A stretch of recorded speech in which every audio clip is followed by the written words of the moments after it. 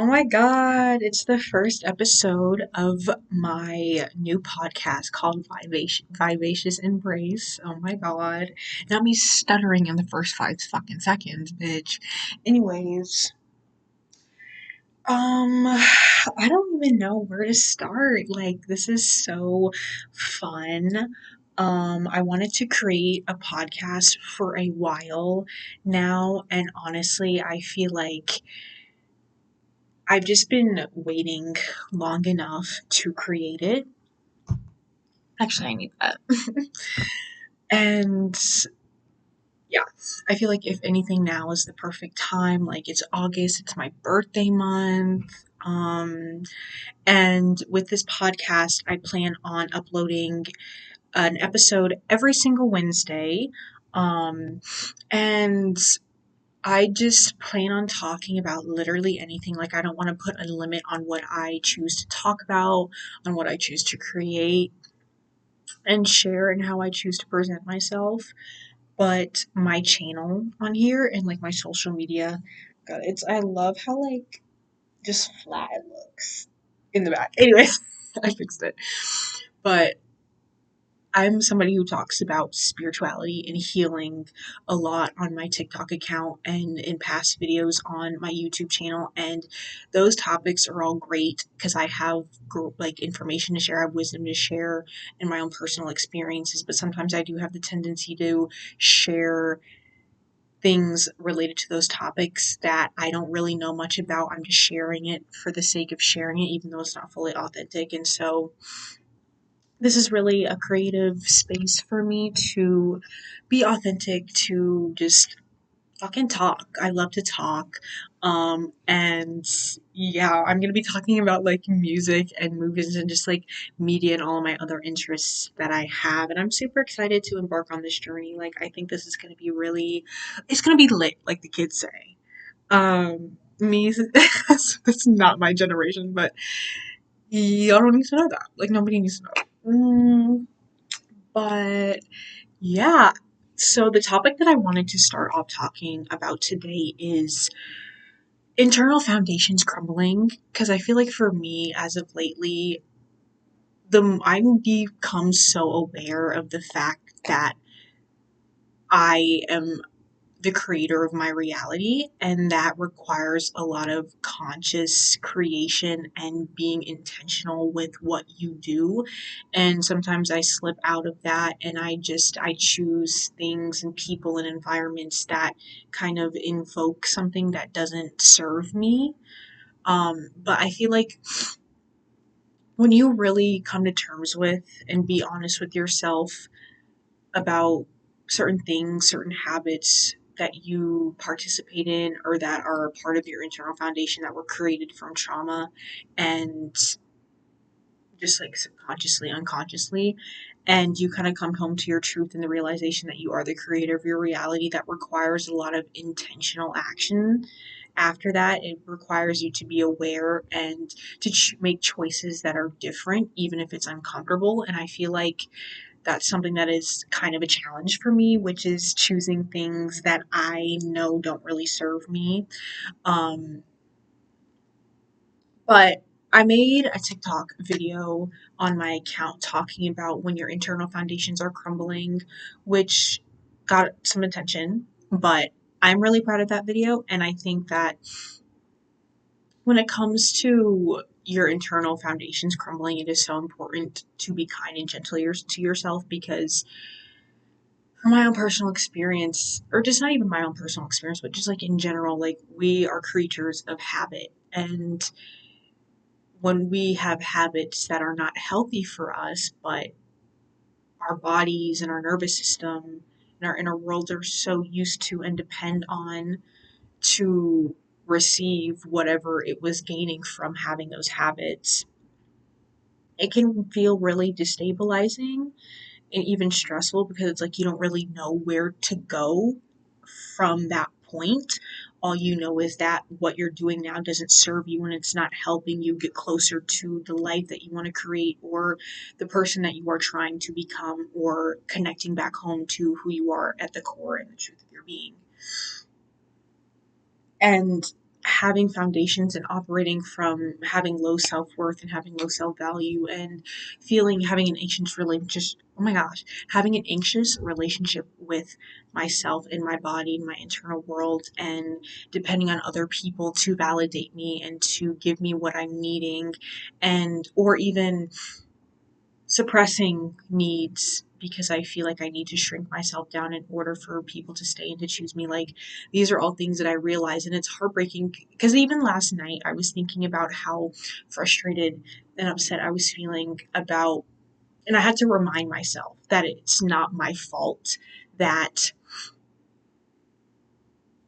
I have obsessive tendencies when it comes to other people, that I choose people who reflect the inconsistency and the chaos that I grew up in. It is not my fault that my nervous system and my internal world got used to that. My nervous system did exactly what it needed to do because of the circumstances that I was born into and raised upon. And that's just not my fault. And it's not something I had control over.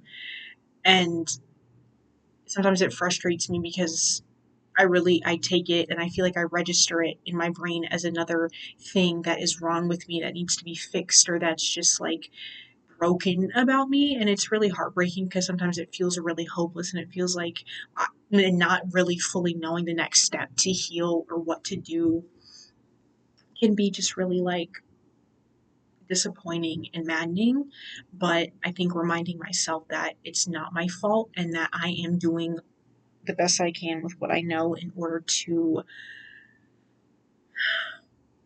I guess, heal and love myself, and that regulating your nervous system and rewiring your brain and rewiring your body's addiction to cortisol and dopamine and breadcrumbs takes time. And I think it is so important that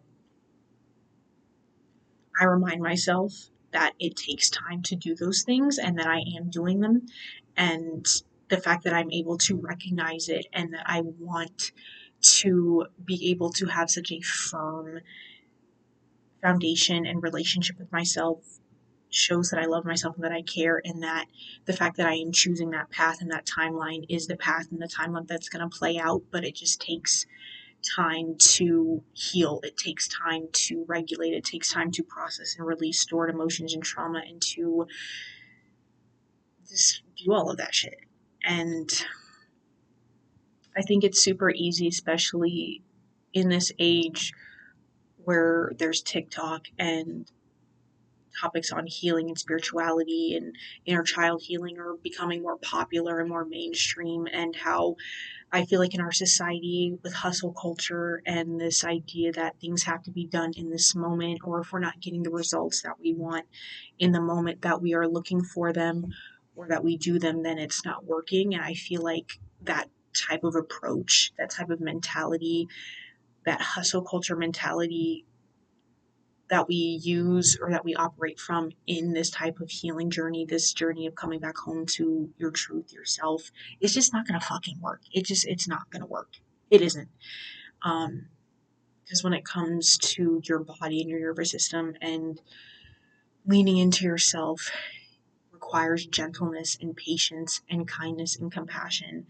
And that is something that a lot of us have been shown and taught the opposite, and disconnection. And so like, bitch, I turned 22. 22. Yes. Okay, hold on. This is a whole tangent and I will get back. But like, now me like checking to see, I'm getting whiplash. I'm so excited to turn 22. Okay, so I spent the whole 2010s decade being a Swiftie. Okay, and a little bit of the 2020 decade. And as somebody who has idolized that woman for most of my life up until this point, turning 22 is a huge milestone for me. It is. Because my inner child, my inner teenager, has been waiting for this moment. And yes, I will be blasting 22 by Taylor Swift. I don't care. I was actually thinking about making an edit to like a remixed version from SoundCloud up to that song and like making an edit with just like me looking cute and shit. Like you already know the fucking vibes. And I haven't started yet. Like, babe, my birthday is literally next week. It's actually next Wednesday, and so I'll be uploading an episode on my birthday. Yeah, y'all better check that out. I'm like, yes, ma'am. But honestly, my birthday's all month. Like, as a Leo, I feel like I have to do my due diligence. Like, when the sun is at home in Leo, I feel like, and if you're a Leo, it just makes sense that our birthday would be all month. You know what I mean? Like, I just, like, I don't know, like, Leo logic, Leo math, I don't know. Like, I don't know, like, what? Like, if you get it, you get it. If you don't, you don't. Like, being a Leo just makes sense. Like, oh my god, I'm so hot. Okay, let me stop. What was I talking about before? Oh yeah, I was talking about I don't remember. I mean, I was just like verbalizing what I was saying before, and then I kind of like got off track. But yeah, as a 22-year-old, excuse me, who has been subconscious for most of my life more than I have been consciously aware of what's going on internally. It takes time to reconnect, and I really constantly have to remind myself that because I do tend to rush myself, to push myself, to force myself into growing, into healing, into connecting with my body. But honestly, that force is just not the correct approach, especially for me, because I need gentleness, I need kindness, I need compassion. And the difference I notice when I'm feeling frustrated with myself and trying to force myself into the state that I feel like I should be in for me to accept myself more versus just allowing myself to be and exist and know that I am still lovable regardless of what state I'm in is like different. Because when I'm forcing myself, when I'm pressuring myself, when I'm not accepting who I am, where I am as I am in the moment, my anxiety heightens more. But I also recognize that just like I feel dysregulated to begin with, and it's also, I have to remember that, like, when I'm in a dysregulated state, that it is okay to not take the thoughts that are popping into my head with a grain of salt. And that's honestly something that is so refreshing to hear because for a long time, I've had anxiety. I've struggled with anxiety. I've experienced a lot of overthinking, chaotic thoughts, and I would get lost in them. Like, I literally, like, if the sea was my thoughts, and then I would just be in the fucking middle of it, and it would just be crashing into me, and just like I just going under the fucking current, and you probably wouldn't see me type shit. But I think becoming aware that being kind to yourself and being gentle with yourself is an option, that allowing yourself to be as you are without trying to change, to fix, or to force anything from yourself or from external situations, and knowing that that's an option that's available to you is something that I feel like is a game changer when it comes to your approach within your healing journey. And even seeing yourself as somebody that does not need to be fixed. Because I know for a lot of my journey up until this point, I have been seeing it as that, seeing my journey as this journey of fixing myself and becoming this healed, aligned version of myself that I viewed as separate from who I am now. And when you do that, it's so easy and natural, I feel like, to just put that version of ourselves on a pedestal because we view that version as this like perfect, more lovable, more desirable version. And then the version who we are now, we start to resent ourselves because we're not as desirable as we think we need to be in terms of being healed enough.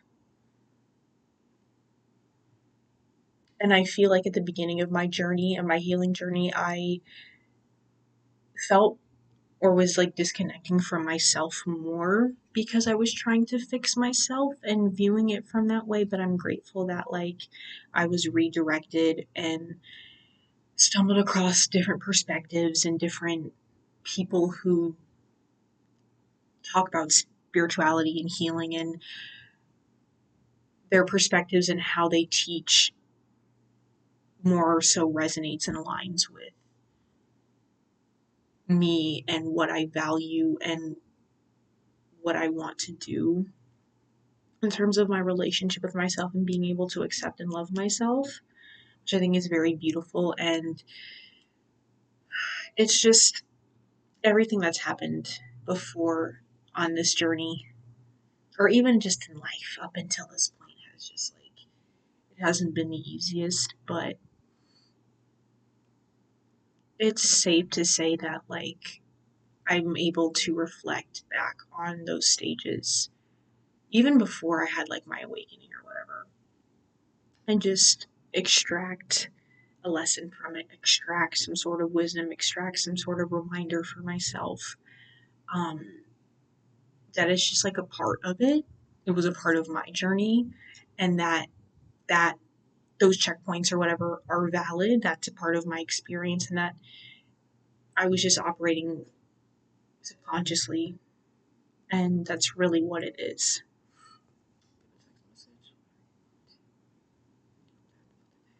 I'm just so popular. Like, look at all of these notifications. Okay, I'm glad you guys can't actually see like what's going on because it's none of your fucking beeswax.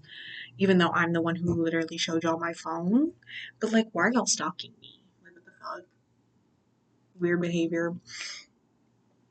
Oh, you know what I'm gonna do? I'm gonna do my July favorites. I'm gonna do my July favorites and the movies that I watched in the month of July. I'm gonna actually start with those, and I'm going to rate them. And yeah, nothing beats a Jet 2 holiday.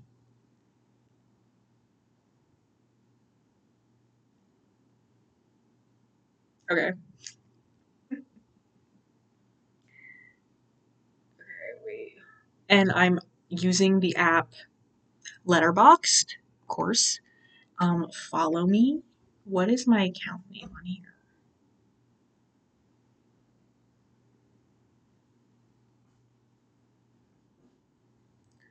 What the hell?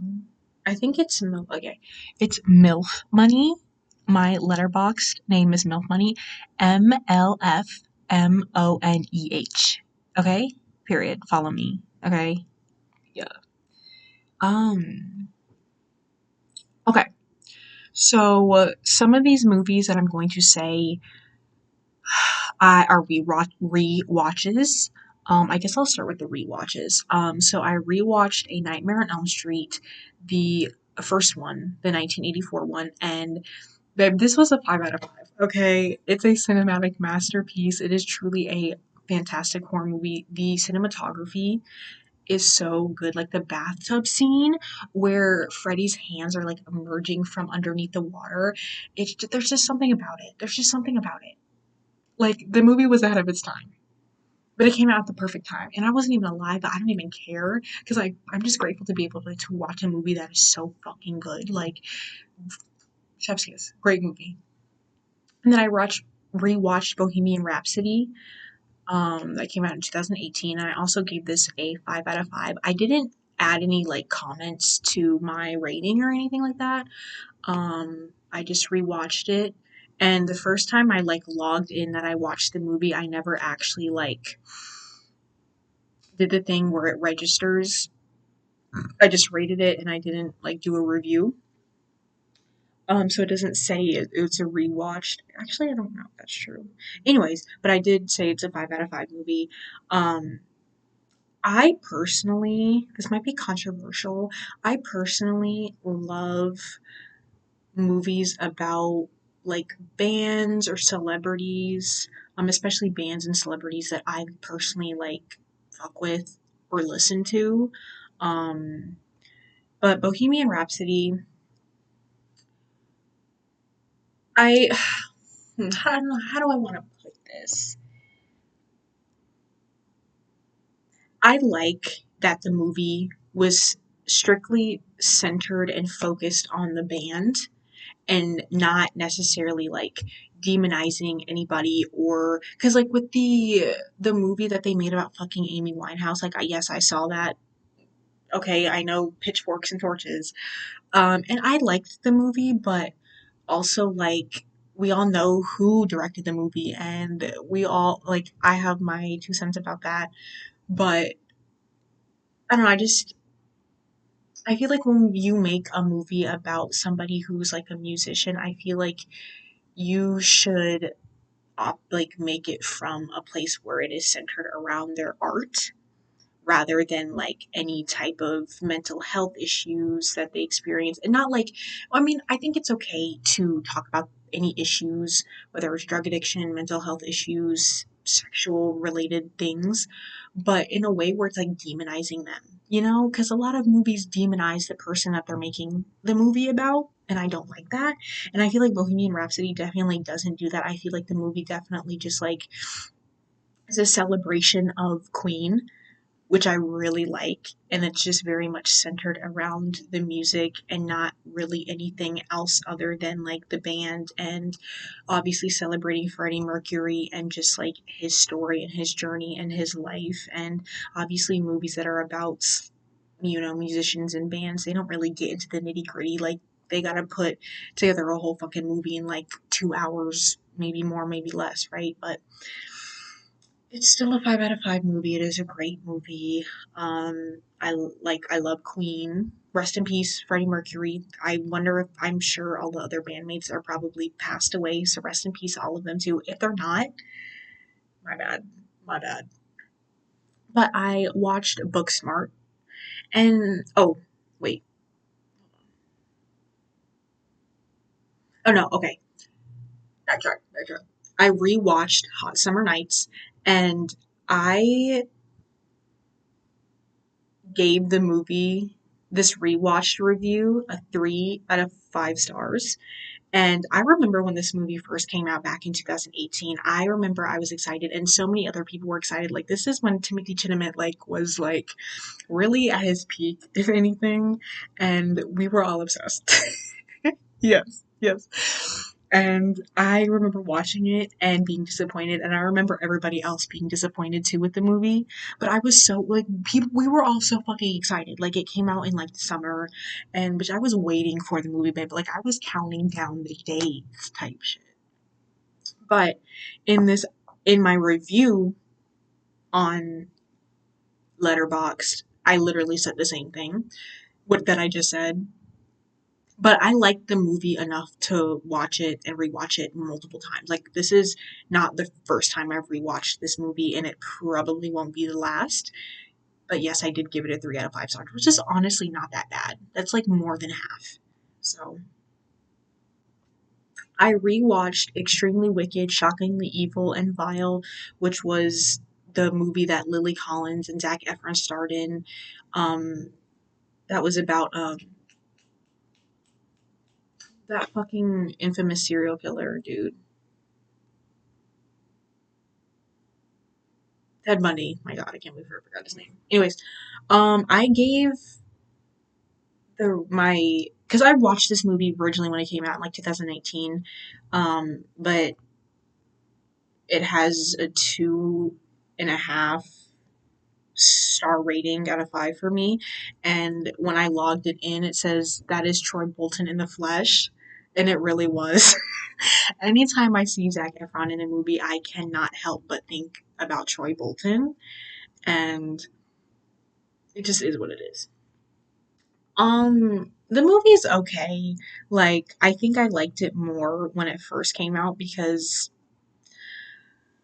I had a phase where I had a crush on Ted Bundy.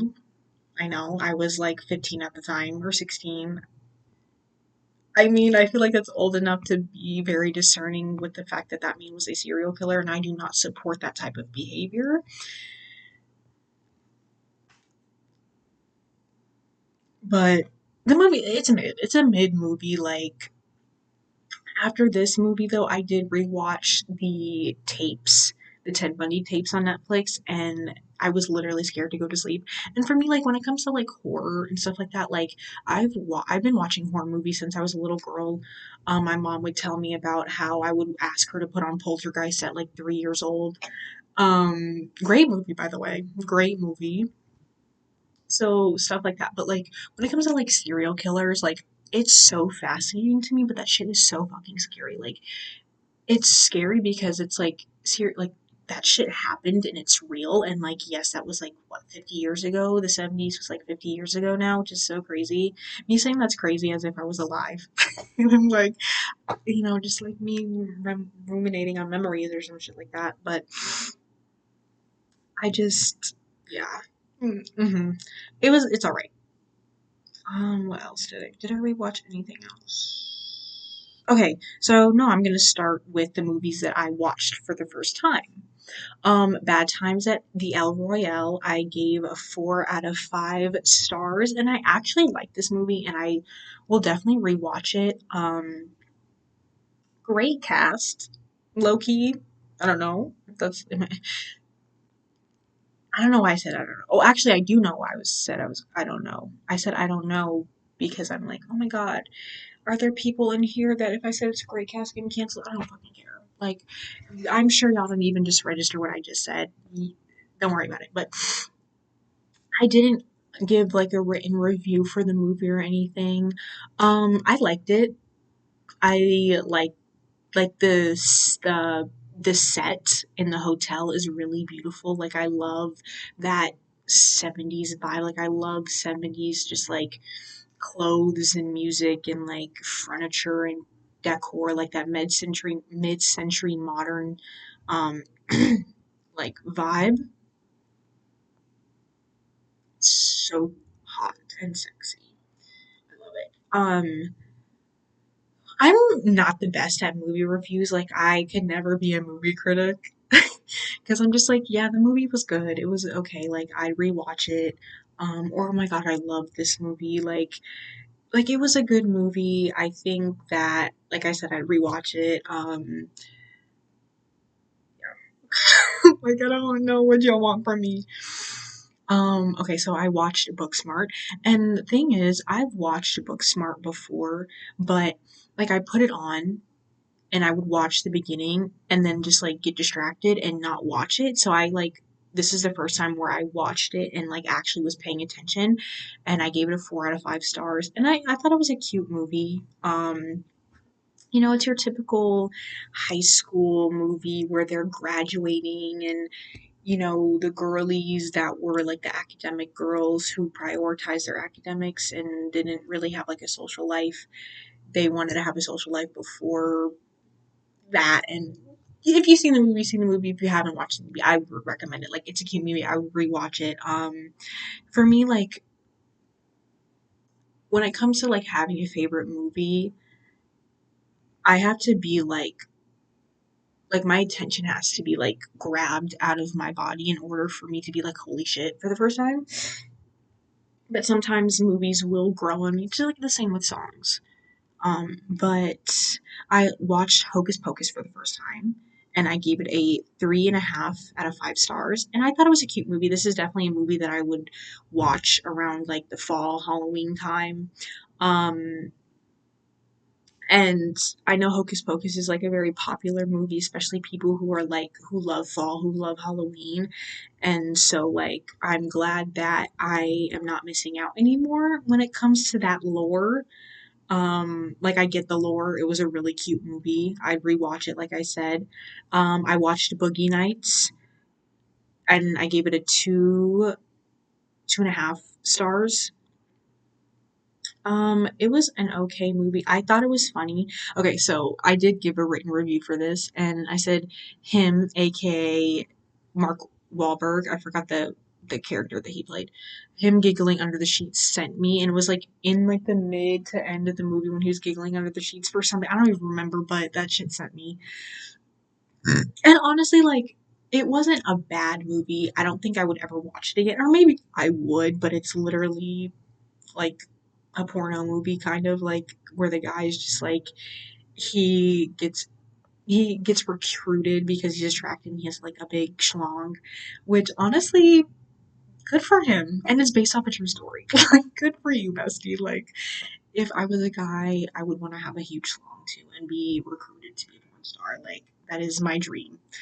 Not me. Like, if in an alternate reality where I was a man, that would be my dream. Which I think says a lot. Um, I watched The Sound of Metal and I gave it a 4 out of 5 stars.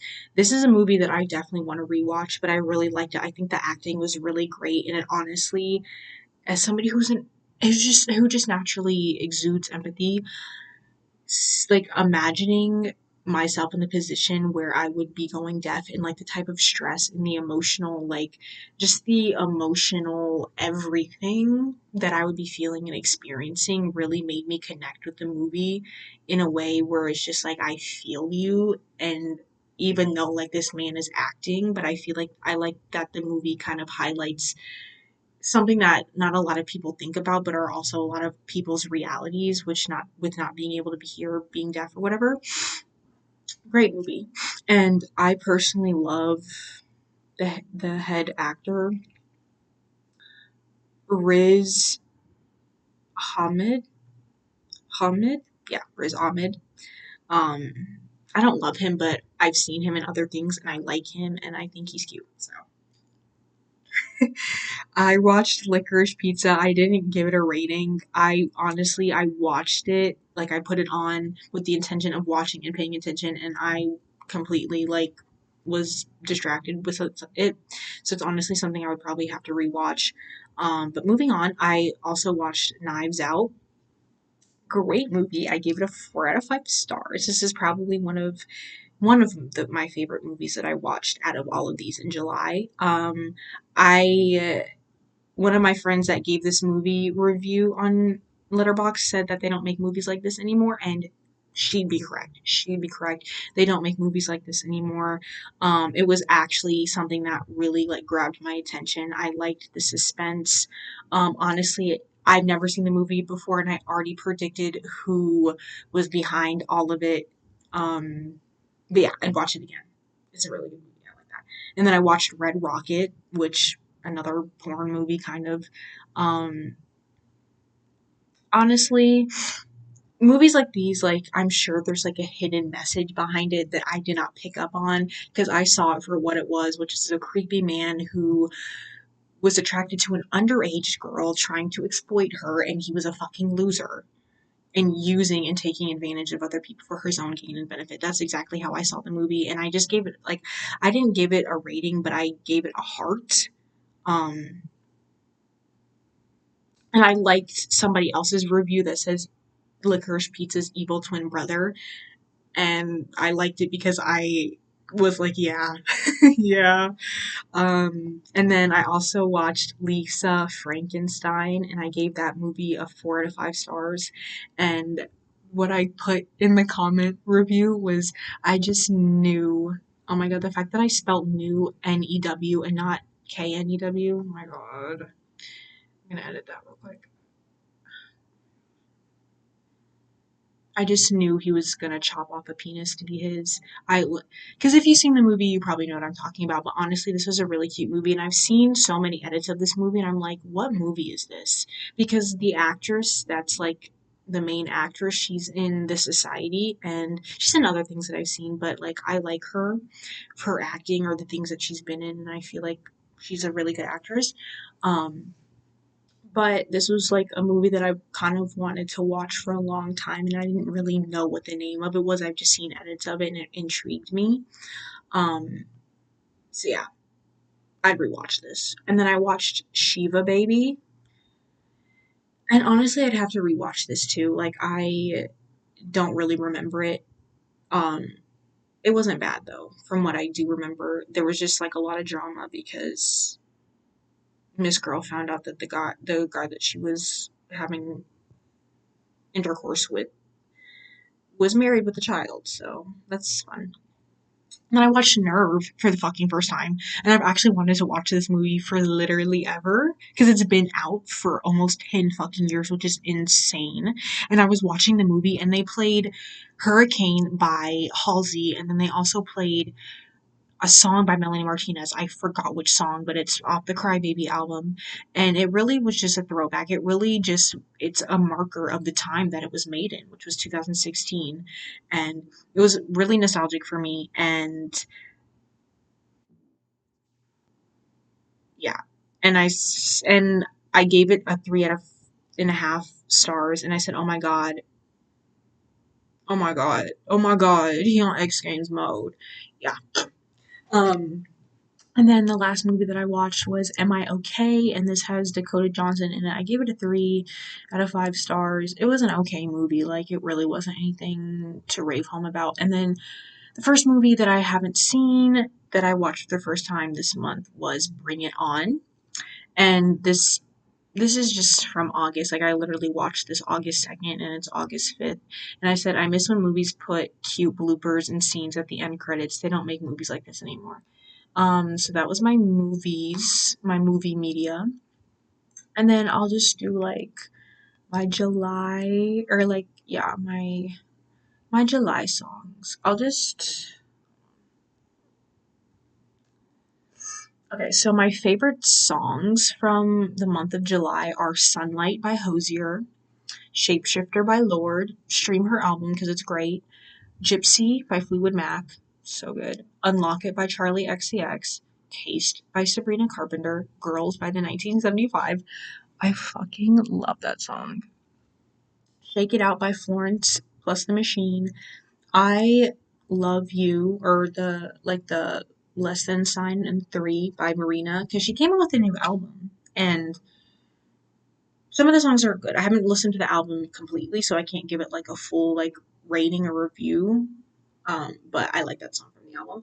And She's a Rainbow by the Rolling Stones. And some of my favorite foods from the month of July are cherries, raspberry leaf tea, and egg and pesto bagel. And what? An egg and pesto bagel. Yeah, yeah. Um, yeah. I guess that's my first episode of my podcast. Um, that's exciting. Oh my God. I'm so excited to see where this takes me and to just make more videos like this because, like I said, I think at the beginning of this video, my intention with this podcast is just to create an outlet for me. I mean, I have so many outlets for me to create and to be myself and to be authentic, but I've been feeling called to make a podcast or just do something like this for a while and to just talk about literally whatever I want to talk about because I love to talk. I have so many opinions and perspectives and things that I just like, even if people don't see it, like, I feel like just being able to speak in front of this camera and get used to it and to be more comfortable in my own skin. It's just gonna, like, I feel like it's just an all around, like, win-win situation. Like, there's no real way that I am not benefiting. That's how I look at it. But yeah, thank you so much for tuning in to this week's episode of my Vivacious Embrace podcast. And I hope you guys tune in to next week's episode on Wednesday, next Wednesday. And I haven't established a posting time, which I probably should, but I will get there and go from there. But yeah, love you guys.